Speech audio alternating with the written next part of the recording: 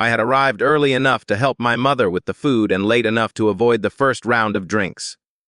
That narrow window had always felt safest, like slipping into a room while the lights were still warming up. Too early and there would be expectations, commentary, questions, a sense of obligation. Too late and the noise would already be thick, voices layered over one another. The evening tipped into something harder to navigate. This timing was deliberate. It was the compromise I'd perfected over years of holidays and birthdays and gatherings that carried more history than warmth. By the time everyone else filled the living room, the house already smelled like butter and nutmeg, the kind of scent that clung to fabric and memory alike. The kitchen bore the quiet evidence of completion, pans stacked to dry, countertops wiped but not spotless, a smear of flour near the sink that my mother had missed. My role had been quietly fulfilled, chopping, lifting, carrying, nodding when spoken to.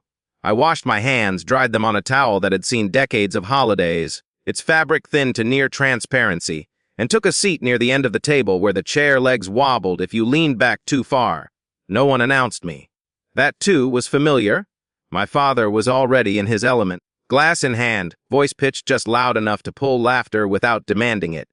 He never raised his voice, he didn't need to. His stories were calibrated for effect, trimmed of inconvenient details, polished just enough to shine. He liked stories that required minimal fact-checking, especially when they framed him as generous or amused, a man who had simply stumbled into virtue. The laughter came easily, predictably, like a reflex everyone had rehearsed. I listened the way I always did, not defensively, not attentively either. Somewhere in between where you store things you might need later, but hope you won't. It was a practiced distance, a skill I'd learned early and refined without noticing. I let the words pass through me without sticking, filed away impressions rather than statements. The cadence of his voice was more familiar to me than the content itself. Work hadn't followed me into the house in any obvious way. I didn't bring a badge or a title or the tone I used in meetings.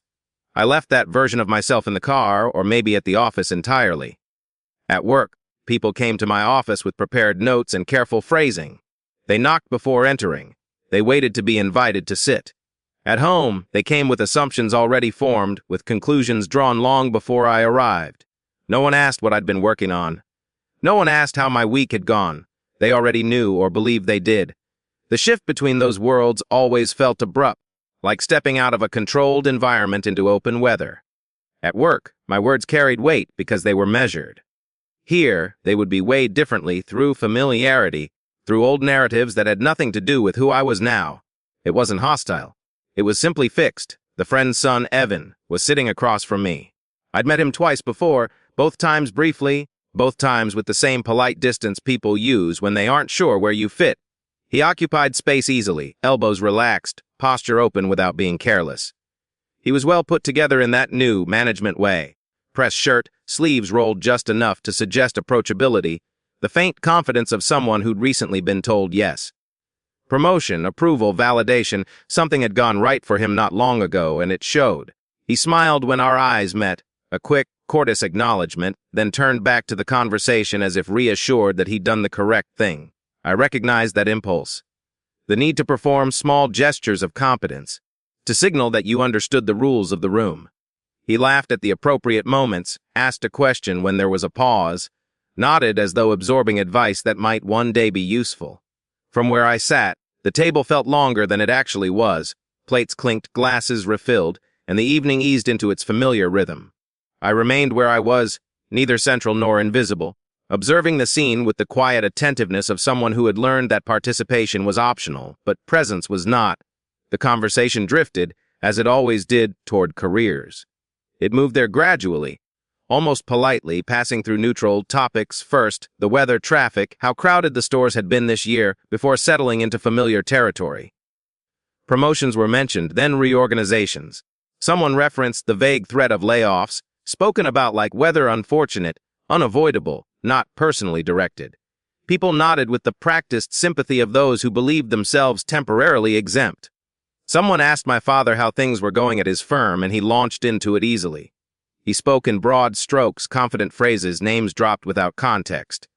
His tone suggested motion and relevance, the sense of still being needed. I watched him perform the version of himself he preferred, the one that landed well in rooms like this. Then, without looking at me, he gestured in my direction. The motion was casual, almost careless, as if indicating an object rather than a person. "She's just a low-rank nobody," he said, laughing. "Don't expect much." The laugh wasn't cruel. That was the problem. It was light, companionable, offered to the room like a harmless aside. A way of saying, "You all know how this goes." It invited agreement without demanding it, the kind of humor that relied on familiarity rather than malice. If challenged, it could be dismissed instantly as a joke, as teasing, as nothing worth lingering on. I felt the familiar tightening in my chest, not sharp, not overwhelming. Just the quiet compression of being reduced aloud. It wasn't new. It didn't surprise me. My body recognized the moment before my mind did, responding the way it always had. I took a sip of water and said nothing. The glass was cold in my hand, grounding. Correcting him would have required energy I'd learned not to waste, and it would have shifted the focus in a way I didn't want. Explanations invited debates. Debates invited judgments. Silence, I had learned, preserved control. Around the table, reactions flickered and disappeared. A few polite smiles. Someone chuckled and then looked away. No one met my eyes.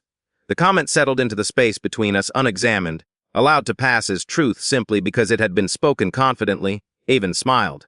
Not broadly, not nervously. Just enough to acknowledge the comment without endorsing it. His expression remained neutral, attentive. He didn't rush to fill the silence, didn't interrupt or overcorrect. He waited, the way someone does when they're deciding whether a moment matters. "Funny," he said, after a beat.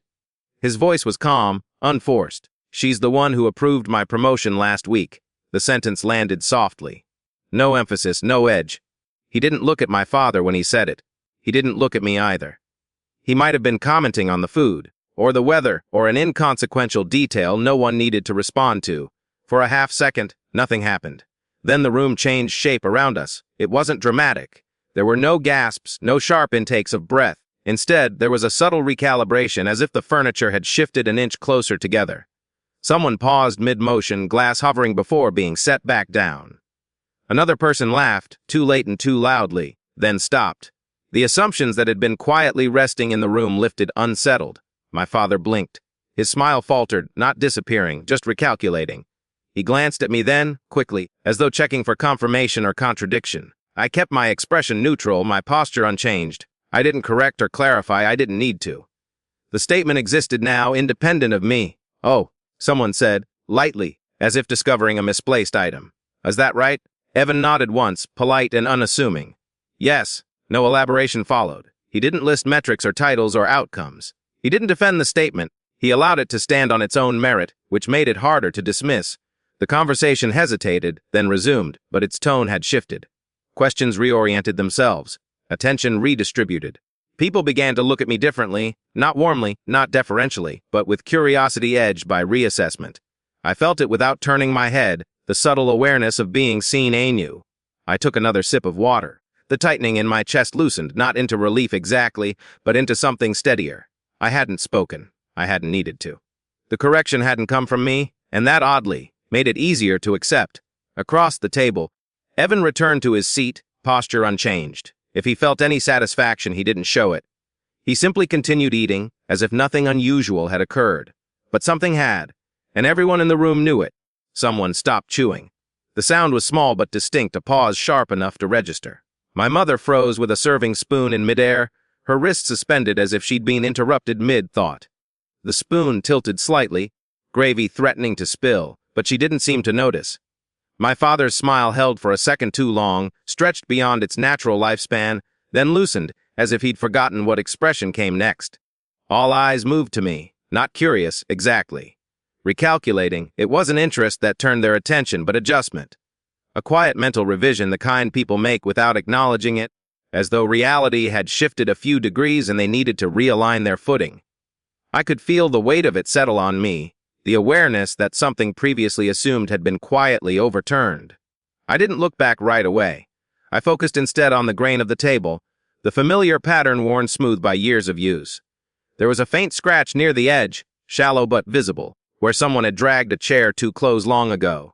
I remembered noticing it as a teenager, tracing it absent-mindedly with my finger while adults talked over me. It felt grounding now, a small, known thing amid the sudden attention. Then I raised my head. I met Evan's eyes briefly. He gave a small nod, professional, contained. The kind you exchange in hallways after meetings that went as expected. not congratulatory, not conspiratorial. Just acknowledgement. The work had been done. The outcome stood, yes, I said, because silence alone would have felt theatrical. That was you. Nothing more. The words landed plainly, without emphasis or explanation. I didn't elaborate on the process, the meetings, the documentation that had led there. I didn't clarify my role or specify my title. Anyone who wanted details could ask. No one did. The absence of follow-up spoke for itself. The room exhaled unevenly. My father cleared his throat. He laughed again, but this time it didn't travel. It stayed close to him, contained, as if unsure where it was meant to land. Well, he said lightly, shows what I know. It was meant to close the moment. It didn't. The sentence hovered, inadequate, an attempt at self-correction without surrender. No one rushed to agree. No one contradicted him either. The space remained altered, the shift too recent to smooth over so easily. The conversation resumed, but differently. It didn't pick up where it had left off, it rerouted. Questions adjusted their angle, tone recalibrated. Someone asked me how work had been lately, then actually listened to the answer instead of waiting for a pause. Another asked what my department handled. The questions were tentative but sincere, careful not to overstep, careful not to assume. I kept my responses brief, factual. I named responsibilities, not achievements. I avoided anecdotes that might sound defensive or self-justifying. I wasn't interested in converting anyone, in proving something that no longer required proof. Facts, once introduced, had a way of arranging themselves. They didn't need embellishment. As I spoke, I noticed how posture shifted around the table. People leaned in slightly instead of away. Eye contact lasted longer. It wasn't respect exactly, not yet, but recognition. The difference mattered. My mother resumed serving, though her movements were slower now, more deliberate. She glanced at me once, quickly, her expression unreadable. Pride, confusion, relief, any of them might have been there. She didn't comment, even didn't say anything else about it. He didn't need to. He returned to his meal, conversation flowing around him, his role in the moment already complete. The authority had appeared unmistakably and done its work. Not because he outranked my father socially, not because he had spoken louder or longer, but because the room trusted the institution he represented. A promotion approved meant something concrete. It could be verified. It existed beyond opinion. That was what lingered. Not the embarrassment, not the correction, but the solidity of it. The fact that the truth hadn't required performance. It had arrived quietly, supported by structure rather than personality. I sat back in my chair, aware of my own breathing again. Nothing about me had changed in those few minutes. I was the same person I had been when I arrived early to help with the food, when I washed my hands and took my seat at the end of the table. But the frame around me had shifted, and with it, the way my presence was interpreted. The evening continued, plates emptied, glasses refilled. Lauder returned, a little more cautious now, a little more considered. And the scratch on the table remained exactly where it was, unchanged, a small reminder of how long things can go unnoticed until suddenly they don't. I felt no surge of satisfaction, no quiet triumph, no urge to meet my father's eyes and wait for recognition to register. There was no moment of internal applause, no sense of having won something. What I felt instead was a loosening, subtle, internal, as if a pressure I'd grown so accustomed to that I'd stopped noticing it had been released without ceremony. Not lifted dramatically, just gone. The absence itself was what caught my attention. Dinner passed. Plates emptied gradually the way they always did, conversations stretching and thinning as people grew full. Wine was refilled, though less urgently now, glasses topped off more out of habit than desire. Someone mentioned dessert. Someone else declined. The rhythm of the evening settled back into something recognizable, but altered, like a familiar song played a half step lower. My father spoke less. When he did speak, he listened more, to others and to me. The change wasn't dramatic enough to draw comment. It lived in pauses, in the way he waited an extra beat before responding, in how he didn't interrupt. When he addressed me directly, his tone had shifted, not deferential, not apologetic, just cautious. As if he were encountering a familiar object under new lighting, one that revealed edges he hadn't noticed before. He seemed to be recalibrating, testing where things now stood. I noticed it without reacting to it. There was nothing to press, nothing to claim. Later, in the kitchen, I helped my mother pack leftovers. The house had quieted. The noise of conversation replaced by the low, domestic sounds of closing containers and running water. The kitchen light was too bright after the dimness of the dining room, flattening everything it touched. We worked side by side without speaking, the choreography well practiced. She handed me lids. I stacked containers. The refrigerator filled slowly, shelf by shelf. She didn't mention what had happened. Not directly. She didn't ask questions or offer commentary. But as she reached past me to place something in the fridge, she touched my arm once, briefly. The contact was light, almost incidental, but intentional. It acknowledged something without naming it. I didn't turn to look at her. I didn't need to. That small gesture carried more than words would have. When I put my coat on, my father stood nearby, keys in hand. The gathering was dissolving now, people preparing to leave, the evening winding itself down. He hesitated, then spoke. "You could have told me," he said. His voice was even, not unkind. Not accusatory either. It was an observation more than a complaint offered without expectation of correction. "I could have?" I agreed. The simplicity of the exchange surprised me. There was no defensiveness in my response, no justification. Just the acknowledgement of a fact. He nodded, accepting that without comment. There were years in that exchange, years of assumptions, of unasked questions, of roles set early and rarely revisited. None of it resolved itself in that moment, and I didn't expect it to. Some things don't conclude. They persist, reshaped slightly, carried forward. Outside, the air was cold and clean, sharp in a way that felt clarifying. My breath fogged briefly as I stepped into it. I got into my car and closed the door, the sound sealing me off from the house behind me. I didn't start the engine right away. I sat there for a moment, hands resting on the steering wheel, letting the quiet settle. The street was still. No one else was moving. Nothing about my life had materially changed in the last hour. I would go back to work on Monday, review proposals, sign off on decisions that would ripple outward without my name attached. I would sit in meetings, weigh outcomes, move projects forward. The structure of my days remained intact, unchanged by the evening's events. But something small and important had shifted. Not power exactly. More like alignment, a correction between perception and reality that I hadn't had to force. For once, the room had adjusted to reality without my intervention. I hadn't explained myself or defended my place. I hadn't raised my voice or sharpened my words.